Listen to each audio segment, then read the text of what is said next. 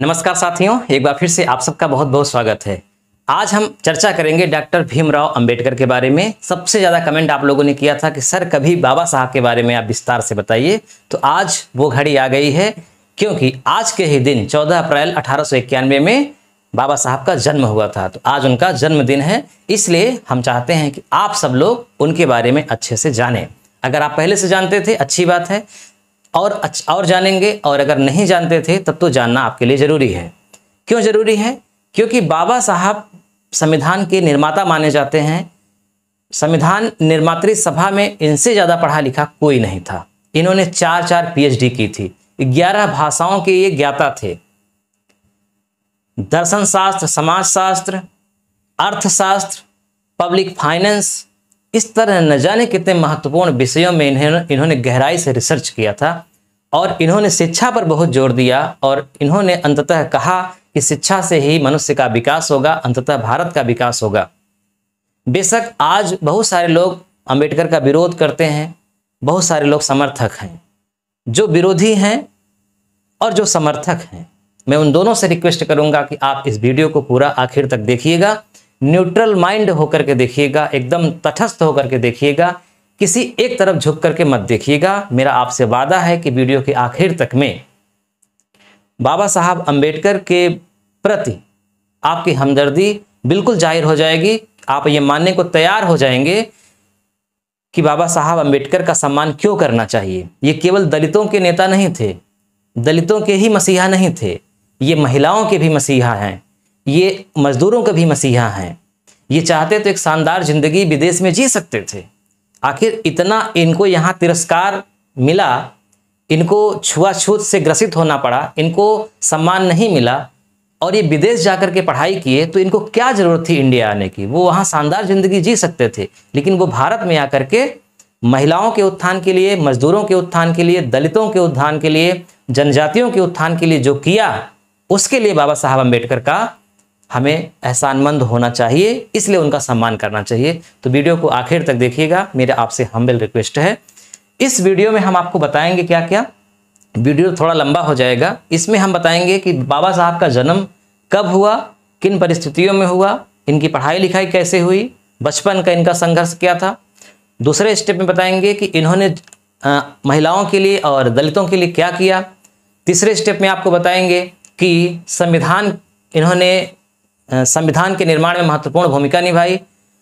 और सबसे महत्वपूर्ण बात कि इन्होंने अपने अंत समय में हिंदू धर्म को छोड़ करके बौद्ध धर्म को क्यों अपना लिया, और ये आज हमारे लिए क्या शिक्षा छोड़ कर गए हैं, क्या चाहते हैं कि हम और आप करें। इसलिए इस वीडियो को आखिर तक जरूर देखिएगा। बाबा साहब का जन्म 14 अप्रैल 1891 में मध्य प्रदेश महू छावनी में हुआ था। महार जाति में हुआ था। महार जाति उस समय अछूत जाति मानी जाती थी, जिसको सामान्य वर्ग के लोगों के लिए, मतलब सीधे शब्दों में कहें तो ब्राह्मणों के साथ उठने बैठने का अधिकार नहीं था। उस जाति में ये पैदा हुए थे। इनकी माता का नाम भीमाबाई था, पिता का नाम था रामजी सकपाल, और इनका पैतृक गांव था अंबावड़े, महाराष्ट्र में। डॉक्टर भीमराव अंबेडकर का पूरा नाम है डॉक्टर भीमराव रामजी अंबेडकर। रामजी इनके पिता से लिया गया है। इनके गुरु का नाम था गुरु केशव अंबेडकर, जो कि ब्राह्मण थे। अंबेडकर को बहुत पसंद करते थे, बहुत मानते थे। इन्हीं के गुरु के टाइटल से ही संभवतः इन्हें अंबेडकर कहा जाने लगा। इनके जो 3 गुरु माने गए हैं वे हैं महात्मा गौतम बुद्ध, कबीरदास और ज्योतिबा फुले। और ये गुरु जिन्होंने शिक्षा दिया, केशव अंबेडकर। इसके बाद बहुत सारे गुरु विदेश में जाके पढ़ाई किए, वहां भी गुरु। देखिए, इनका परिवार कबीरपंथी था। इनके घर में नित्य कबीर के दोहे गाए जाते थे। बचपन से ये कबीर के दोहे गा गा करके, पढ़ करके बड़े हुए थे। बड़ा आध्यात्मिक माहौल रहता था। इनके पिताजी सेना में नौकरी करते थे, लेकिन बहुत आध्यात्मिक था। वो चाहते थे कि जितना ही आध्यात्मिक माहौल घर का रहेगा, जितना ही धार्मिक शिक्षा दी जाएगी, उतना ही बच्चे संस्कारी बनेंगे। इसलिए अंबेडकर को बहुत ही धार्मिक शिक्षाएं बचपन से ही दी जाने लगी थी। अंबेडकर 14 भाई बहनों में सबसे छोटे थे। अंबेडकर जी जब मात्र 2 साल के थे तभी इनके पिताजी सेवानिवृत्त हो गए सैनिक पद से, और फिर जाकर के महाराष्ट्र में दापोली गांव में जाकर के बस गए। दापोली गांव में जब जाकर के बसे तो वहां पे पहली बार अंबेडकर को 5 वर्ष की उम्र में प्राइमरी विद्यालय में दाखिला दिलाया गया। जब इनको प्राइमरी विद्यालय में दाखिला दिलाया गया तो ये अपनी आत्मकथा में लिखते हैं मैं कैसे बना में कि मुझे एक कमरे में सबसे अलग कोने में बैठाया जाता था ताकि हमको कोई छुए ना, यानी हम किसी को न छुएं। सब एक साथ बैठते थे लेकिन हम एक कोने में बैठते थे।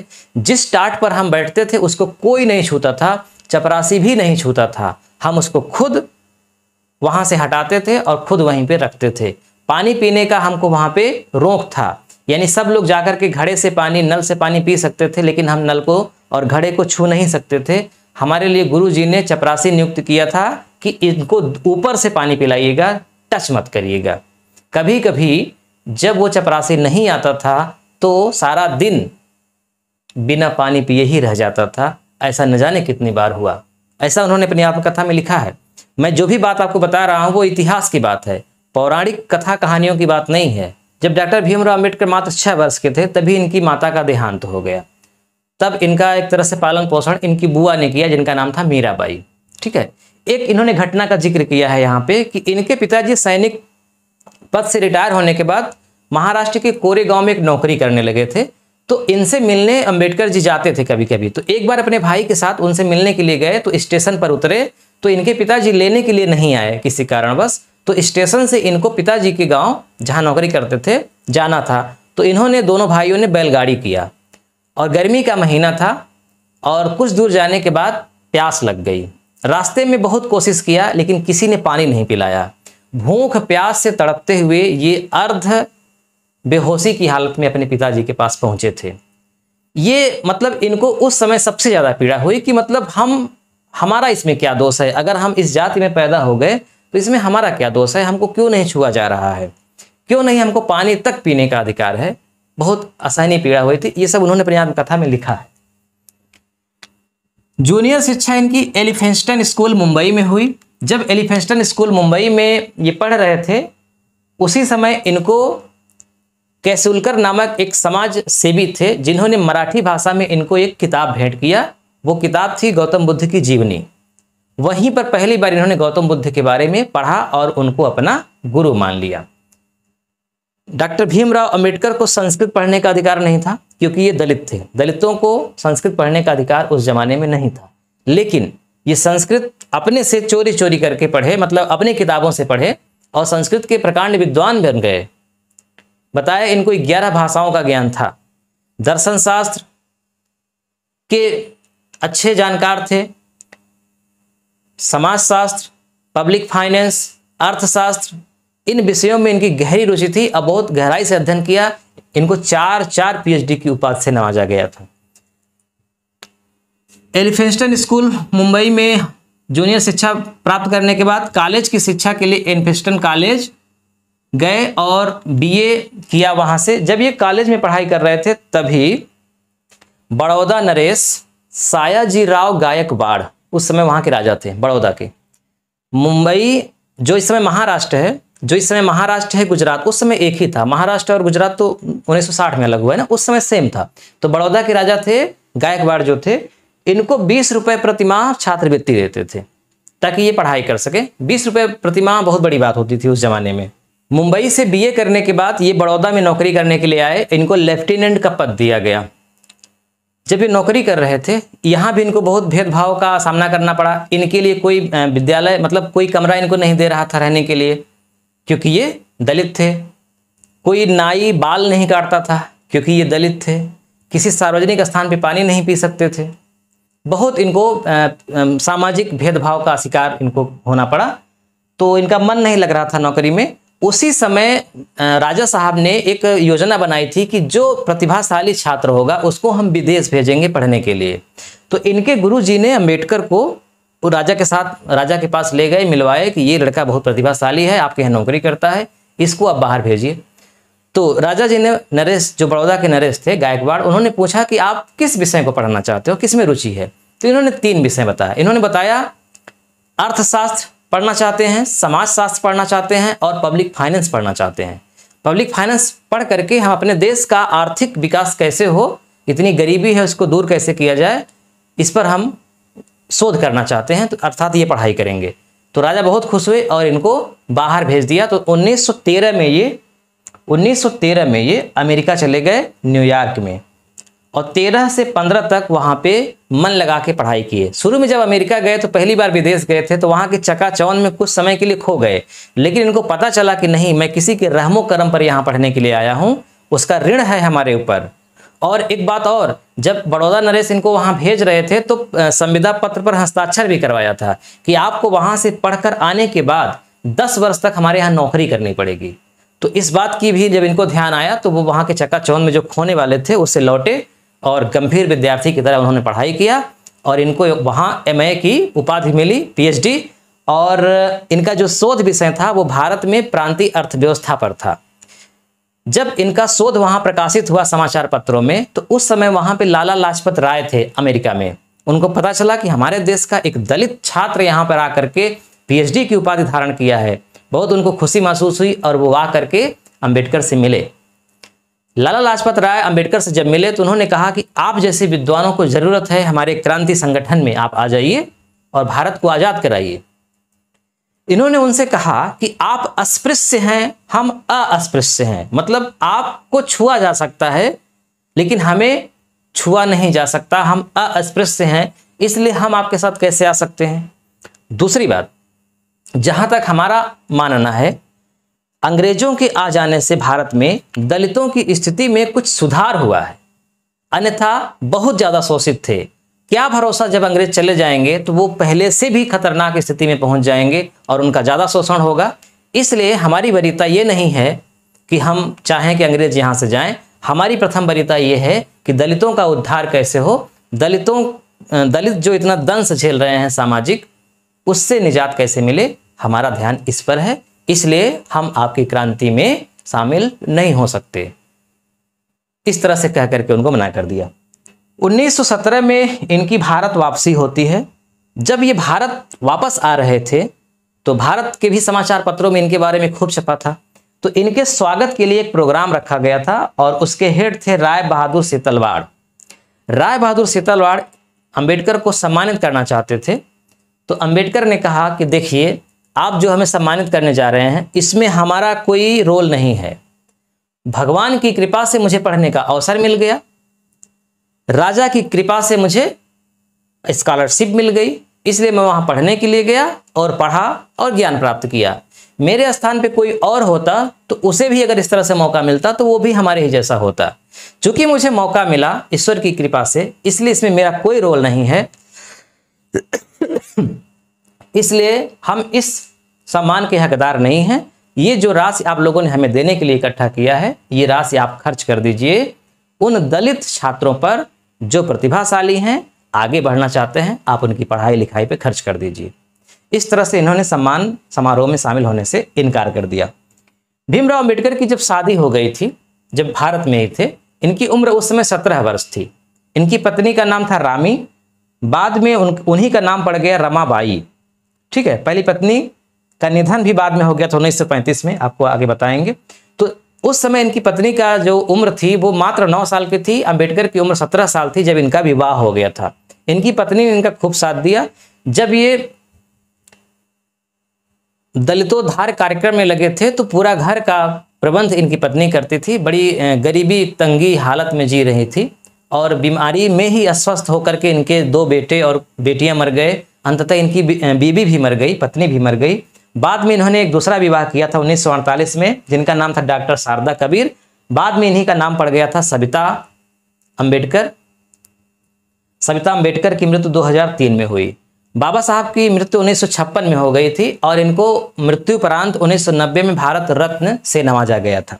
ठीक है, अब देखिए, जब अमेरिका से ये वापस लौटते हैं और सम्मान समारोह में शामिल नहीं होते हैं तो उससे ये दलितों के नेता के रूप में उभर गए। दलितों के बीच इनकी छवि अच्छी हो गई कि हमारा वाकई में कोई मसीहा आ गया है जो हमारा उद्धार कर सकता है। अब चूंकि संविदा पत्र पे ये हस्ताक्षर किए थे कि वापस आने के बाद हम बड़ौदा में नौकरी करेंगे, तो जब ये बड़ौदा नरेश के पास गए और नौकरी करने लगे तो इनको अच्छी पोस्ट मिली।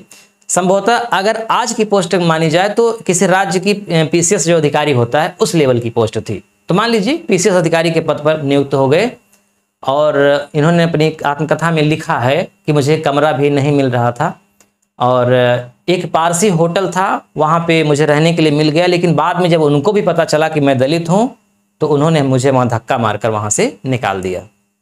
फिर उन्होंने नौकरी वहाँ पे छोड़ दिया। बाद में महाराष्ट्र में एक कॉलेज में ये अर्थशास्त्र के प्रोफेसर हो गए, अर्थशास्त्र पढ़ाने लगे और 1920 तक वहाँ अर्थशास्त्र पढ़ाए। इनको जो पारिश्रमिक मिलता था, पढ़ाई मतलब अध्यापन का जो पैसा मिलता था, उससे उनका खर्च चलता था, उनका परिवार भी चलता था।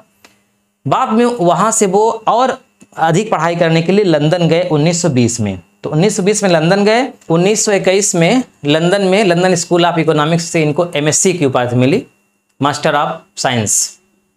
इनका जो शोध पत्र था उसका शीर्षक था रुपए की समस्या, जिस पर बाद में भारत में 1935 में RBI की स्थापना भी हुई। अंततः 1923 में ये भारत वापस आ गए, फिर विदेश नहीं गए। तो 1923 में जब ये भारत आए उसके बाद से इनका आंदोलन शुरू होता है। देखिए, अंततः जब 1923 में अंबेडकर जी भारत आए वापस, तो इनको ये अंदाजा था कि अब हम पढ़ लिख गए हैं, हम विद्वान हो गए हैं, अब हमारी सामाजिक स्थिति अच्छी हो गई है। लेकिन यहाँ आने के बाद जो सामान्य वर्ग का व्यवहार था इनके प्रति, वो वैसा ही रहा जैसा पहले था।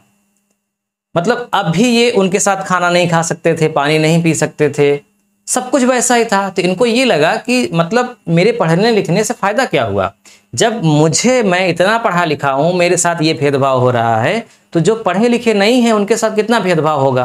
तो इस तरह से इनका अपने समाज से यानी हिंदू समाज से धीरे धीरे मोह भंग होने लगा और इन्होंने दलितों के लिए बहिष्कृत हितकारी सभा की स्थापना करी। और इन्होंने कहा कि देखो, जो सवर्ण हैं वो तो आपको साथ में रखेंगे नहीं, वो सवर्ण अलग हिंदू हैं, आप दलित अलग हिंदू हैं। आपको अपनी दशा सुधारने के लिए आपको खुद प्रयत्न करना होगा, खुद इसका विरोध करना होगा। लेकिन विरोध शांतिपूर्ण होना चाहिए, सत्याग्रह के माध्यम से होना चाहिए, लड़ाई नहीं होनी चाहिए। इसी उद्देश्य से अपना अधिकार मांगने के लिए ये महाड़ सत्याग्रह हुआ। महाड़ एक नगर पालिका का नाम था, जहाँ के राज्यसभा में एक बिल पास हुआ कि एक तालाब है, चौदार तालाब, महाड़ मतलब शहर में ही था चौदार तालाब, वहाँ पे किसी भी दलित को पानी पीने की अनुमति नहीं थी। तो जब वहाँ पे ये बिल पास हो गया कि मतलब अब उस तालाब में नहीं, किसी भी तालाब में कोई भी जाके पानी पी सकता है, सबके लिए कॉमन हो गया है। तो अपना अधिकार के लिए, समानता के लिए उस चौदार तालाब पर अंबेडकर लगभग 10,000 लोगों के साथ पहुंचे और वहां जाकर के सभा किया, शांतिपूर्ण सभा थी, और उस तालाब का पानी पिया। जितने भी लोग थे सब लोगों ने पानी पिया। लेकिन ये चीज वहां के जो सवर्ण थे उनको अच्छी नहीं लगी और वहां पे पहुंच करके मारपीट करने लगे। इनके अंबेडकर के साथ जो इनके अनुयायी थे, इनको लाठी लगी, चोटें आई, बहुत घायल भी हो गए कुछ लोग। लेकिन अंबेडकर जी ने किसी को भी इसका विरोध करने के लिए नहीं कहा, मतलब खुद उल्टा मारने के लिए नहीं कहा, खुद मार खा गए सभी लोग। इस घटना का जो प्रसारण हुआ समाचार पत्रों के माध्यम से, तो दलितों में तो गुस्सा भड़का ही, लेकिन जो सामान्य वर्ग के लोग थे वो भी दो खेमे में हो गए।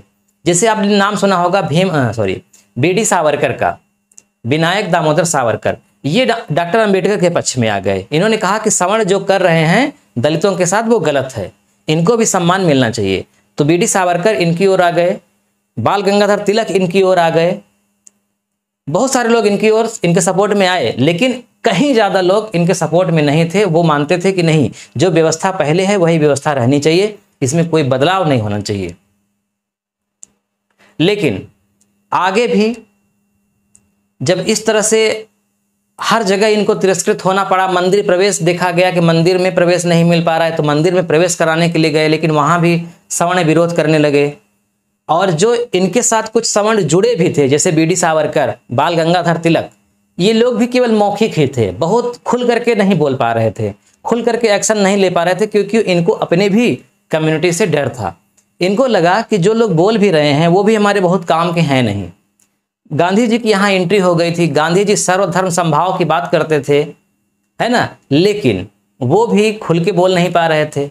गांधी जी गीता के बहुत बड़े समर्थक थे, गीता का असर उन पे सबसे ज़्यादा था, और गीता वर्ण व्यवस्था का सपोर्ट करती है। तो इनको किसी से उम्मीद अब नहीं रह गई। तो इनका धीरे धीरे मोह हिंदू धर्म से भंग होने लगा। अंततः इन्होंने ये स्वीकार किया कि हिंदू धर्म में रहकर मैं हिंदू होते हुए भी हिंदुओं जैसा सम्मान नहीं पा रहा हूँ। तो इसका मतलब इन्होंने 1933 में एक येवला स्थान है, यहीं पे इन्होंने स्वीकार किया था, सार्वजनिक रूप से घोषणा किया था कि मैं हिंदू पैदा हुआ, इसमें हमारा कोई अधिकार नहीं है, लेकिन मैं हिंदू मरूंगा नहीं। मतलब मैं हिंदू पैदा हो गया लेकिन अंततः मैं हिंदू मरूंगा नहीं, इसकी घोषणा उन्होंने कर दिया था। 25 दिसंबर 1925 को सार्वजनिक रूप से अंबेडकर जी ने मनुस्मृति को जलाया, क्योंकि मनुस्मृति में स्त्रियों के बारे में लिखा गया है कि वो पूरी तरह से अपने बचपन में अपने पिता के संरक्षण में रहेंगी, बड़ी होने पे भाई के संरक्षण में रहेंगी, विवाह होने पर पति के संरक्षण में रहेंगी, वृद्ध होने पर बेटों के संरक्षण में रहेंगी। वो कभी स्वतंत्र नहीं हो सकती, उन्हें कोई भी धन नहीं दिया जाएगा, केवल वो स्त्री धन की हकदार हैं, पढ़ने का अधिकार उनको नहीं है। इस तरह से पुराण, बहुत सारे पुराण भी सपोर्ट करते थे। तो चूंकि और शूद्रों के लिए लिखा गया था कि शूद्र जो होते हैं वो ऊपर के जो 3 वर्ण हैं, ब्राह्मण, क्षत्रिय और वैश्य, उनकी सेवा करना ही इनका धर्म है, और अगर ये अपने धर्म से विमुख होते हैं तो ये जहन्नुम में जाएंगे, मतलब नरक होगा इनको स्वर्ग में वास करना है, तो उपर्युक्त 3 वर्णों की सेवा करना ही इनका धर्म है। तो इस तरह बातें जो है मनुस्मृति में लिखी गई थी, जिसका इन्होंने विरोध किया और मनुस्मृति को जलाया। 1933 में घोषणा कर दिया कि मैं शायद अब हिंदू मरूंगा नहीं, मतलब मरने के पहले मैं किसी दूसरे धर्म को स्वीकार कर लूंगा। 1946 से 49 के बीच में जानते हैं संविधान निर्माती सभा में जो प्रारूप समिति बनाई गई थी, तो प्रारूप समिति के ये अध्यक्ष थे। सबसे महत्वपूर्ण समिति थी प्रारूप समिति, उसके ये अध्यक्ष थे, इसीलिए इनको संविधान निर्माता कहा जाता है। और संविधान निर्माण के जितने भी लोग थे, BN राव को छोड़ करके कोई भी इनके समकक्ष नहीं था। सबसे ज़्यादा पढ़े लिखे ये थे भीमराव अम्बेडकर। तो यहाँ जो संविधान पर इनका जो कार्य है, जो संविधान के बारे में इनका महत्व है, उसको हम अलग वीडियो में आपको बताएंगे, डिटेल में बताएंगे। आज बहुत ज़्यादा इनके बारे में संविधान पर चर्चा करने की जरूरत नहीं है। 1955-56 में हिंदू कोड बिल के लिए आंदोलन किए, जो आज आप देख रहे हैं कि स्त्रियों को भी अधिकार मिल रहा है पढ़ने का, संपत्ति में अधिकार है, एक पुरुष एक विवाह कर सकता है। जितने भी आप कानूनी रूप में देखते हैं हिंदुओं के लिए, उसका श्रेय अंबेडकर को है। ये कोड बिल पास नहीं हो रहा था, इसीलिए इन्होंने इस्तीफा दिया था। ये हिंदू कोड बिल पास नहीं हो रहा था, 1955-56 में जाकर के पास हुआ है। इन्हीं के परिश्रम से, इन्हीं के प्रयास से। बहुत सारे हिंदू वाहिनी के नेता इसका विरोध कर रहे थे कि नहीं, हम इसमें सुधार नहीं चाहते, जैसा हमारे धर्म ग्रंथों में लिखा गया है उसी तरह रहना चाहिए। लेकिन इन्होंने विरोध किया और इनकी बदौलत लास्ट में 1955-56 में हिंदू कोड बिल आया। 14 अक्टूबर 1956 को ये बौद्ध धर्म ग्रहण कर लिए। नागपुर में ये बौद्ध धर्म ग्रहण किए अपने लाखों अनुयायियों के साथ, यानी खुद भी बौद्धिस्ट हुए और बहुत सारे लोगों को बौद्धिस्ट बनाए। अब सबसे महत्वपूर्ण बात जो आखिर में है, अब आप बने रहिएगा, इसको जरूर देखिएगा। ये अंबेडकर का दर्शन है। इसके पहले एक बात शायद छूट गई, पूना समझौता, जो कि खूब चर्चा में रहता है। 26 सितंबर 1932 में हुआ था, गांधी जी और अंबेडकर के बीच में हुआ था। दरअसल अंबेडकर चाहते थे कि दलितों के लिए अलग निर्वाचक मंडल हो, मतलब वो अपना नेता अलग चुने और अलग वोट दे, उसमें कोई वोट न दे। गांधी जी इसके खिलाफ हो गए। उन्होंने कहा कि अगर दलितों को हम अलग कर देंगे तो हिंदू धर्म मतलब कमजोर पड़ जाएगा, क्योंकि हिंदू के ये अंग हैं दलित भी, तो इनको अलग निर्वाचक मंडल इनका नहीं बनना चाहिए। लेकिन अंबेडकर नहीं मान रहे थे। जब नहीं माने तो गांधी जी जेल में बंद थे, यरोदा जेल में, वहीं पे वो आमरण अनशन कर दिए। तो अंबेडकर को मनाने के लिए डॉक्टर राजेंद्र प्रसाद और बहुत सारे लोग आए। फिर अंबेडकर की और गांधी जी की एक मीटिंग हुई पूना में 26 सितंबर 1932 को। इसी को पूना समझौता कहा जाता है। इसमें पृथक निर्वाचक मंडल को तो नहीं स्वीकार किया गया, अंबेडकर की बात को नहीं माना गया, लेकिन अंबेडकर जितना चाहते थे कि दलितों के लिए सीट आरक्षित हो, उससे बहुत ज़्यादा आरक्षित की गई, लेकिन पृथक निर्वाचक मंडल को स्वीकार नहीं किया गया। ये अंबेडकर के खिलाफ हुआ था। अब हम देखते हैं अंबेडकर का दर्शन। जब अंबेडकर बौद्ध धर्म को ग्रहण कर लेते हैं 14 अक्टूबर 1956 को, तो अब यहां पे प्रश्न खड़ा होता है कि आखिर उन्होंने बौद्ध धर्म को क्यों अपनाया। पहला प्रश्न तो ये है, बौद्ध धर्म अपनाने के बाद इन्होंने क्या शिक्षा दी, यानी इनकी नीति मीमांसा क्या है, ये इनका दार्शनिक पक्ष है। अब प्रश्न ये उठता है कि आखिर बौद्ध धर्म ही क्यों चुने। सिख धर्म भी था, जैन धर्म भी था, तो बौद्ध धर्म ही उन्होंने क्यों चुना। तो उसके पीछे का तर्क ये रहा होगा कि देखिए, सिख धर्म में पहले से यहाँ लोग हैं। जब भी कोई नया व्यक्ति कन्वर्ट होगा तो सिख धर्म में जाएगा, तो जाहिर सी बात है कि भेदभाव होगा ही जहाँ पहले से लोग हैं। जैन जो हैं वो हिंदुओं से भी एक डेग आगे हैं, हिंदू धर्म से ही रुष्ट होकर के हम बदलाव कर रहे हैं और उनसे भी वो एक डेग आगे हैं। एक डेग आगे होने का मतलब यह है कि वो तो कहते हैं पत्थरों में भी आत्मा होती है। बेशक वो ईश्वर को नहीं मानते, लेकिन वो ये मानते हैं कि चप्पल पहन के मत चलो, नहीं तो कीड़े मकोड़े मर जाएंगे, नंगे पाँव चलो, है ना, हल मत चलाओ नहीं तो खेत के कीड़े मर जाएंगे। तो उनका जो धर्म है वो मेरी नज़र में व्यवहारिक नहीं है, और जो धर्म व्यवहारिक नहीं है वो फिर किस काम का है। धर्म मनुष्य के लिए है, मनुष्य धर्म के लिए नहीं है। जिस धर्म में जो भी पार्ट मनुष्य के विकास में बाधक है उतना उस पार्ट को हटा देना चाहिए। और चूंकि बौद्ध धर्म को जब उन्होंने ग्रहण किया तो उसके पीछे मंशा ये थी कि बौद्ध धर्म उस समय बहुत कम मात्रा में था भारत में, और जो भी नए लोग जाएंगे वो नए ही रहेंगे और वही वहाँ पे सेटल हो जाएंगे, तो उसमें भेदभाव का चांस बहुत कम है। लेकिन जब गौतम बुद्ध बौद्ध धर्म को ग्रहण करते हैं तो एक खास बात ध्यान देने वाली बात है कि इन्होंने बौद्ध धर्म में एक नया संप्रदाय चलाया जिसका नाम रखा नवयान। बौद्ध धर्म में पहले से ही दो भाग थे, एक था महायान, एक था हीनयान। इन दोनों का मध्यम मार्ग इन्होंने चुना नवयान। इसमें इन्होंने बौद्ध धर्म में भी बहुत ज़्यादा संशोधन कर दिया। बौद्ध धर्म के अनुसार जो 4 आर्य सत्य थे कि संसार में दुख ही दुख है, दुख का कारण लोभ है, लोभ को नहीं छुटकारा, लोभ से छुटकारा नहीं पाया जा सकता, ये सब जो बातें थी इसको अम्बेडकर जी ने निगलेक्ट कर दिया। उन्होंने कहा देखो संसार में दुख ही दुख नहीं है, अगर आप ये मान लोगे कि संसार में दुख ही दुख है तो फिर जीने का मकसद ही खत्म हो जाएगा। तो संसार में दुख ही दुख नहीं है, आनंद भी है, अपने अपने नजरिए पर डिपेंड करता है कि आप कहाँ पे जा रहे हैं। तो इन्होंने नवयान चलाया और इन्होंने वहीं पे 22 शपथ का एजेंडा दिया, जिसमें इन्होंने साफ साफ कहा कि पारलौकिक चीज़ों पे हम विश्वास नहीं करेंगे, कोई भी धार्मिक अनुष्ठान नहीं करेंगे, मूर्ति पूजा नहीं करेंगे, गौतम बुद्ध को विष्णु का 10वां अवतार नहीं मानेंगे, क्योंकि हिंदू लोग गौतम बुद्ध को 10वां अवतार घोषित कर दिए थे ना विष्णु का, तो ये सब नहीं है। मतलब धर्म में जितनी भी पारलौकिक बातें थी उसको इन्होंने हटा दिया, और जितनी भी व्यवहारिक बातें हैं जिसके माध्यम से समाज का विकास होगा, समानता बनेगी, भाईचारा बनेगा, आपसी तालमेल रहेगा, जितनी बातें इसको प्रमोट करती हैं उसको उन्होंने नवयान में रखा। एक बहुत महत्वपूर्ण बात अंत में आपको बता दें कि अंबेडकर जी से जब पूछा गया कि जाति प्रथा समाप्त कैसे हो सकती है भारत में, तो उन्होंने साफ साफ कहा कि भारत से जाति प्रथा समाप्त हो ही नहीं सकती। एक ही काम करिए तो समाप्त हो सकती है, लेकिन वो काम कर नहीं सकते। तो इनसे पूछा गया नहीं बताइए आप किस तरह समाप्त होगी, तो इन्होंने बताया कि देखिए भारत में जो जाति प्रथा है उसकी शुरुआत धर्म से हो रही है, और भारत में अनेकों धर्म हैं, हर धर्म में अनेकों प्रकार की शिक्षाएं दी गई हैं, भेदभाव की भी शिक्षा है। जो शिक्षाएं दी गई हैं वो कभी अपने ज़माने में सही रही होंगी, लेकिन आज के समय में वो सही नहीं है। तो इसके लिए क्या होगा कि पूरे भारत के जितने भी धार्मिक लोग हैं, विद्वान लोग हैं, सबको एक जगह इकट्ठा किया जाए और सभी धर्मों की अच्छी अच्छी बातों को लिखा जाए, एक अलग नोट्स बनाया जाए।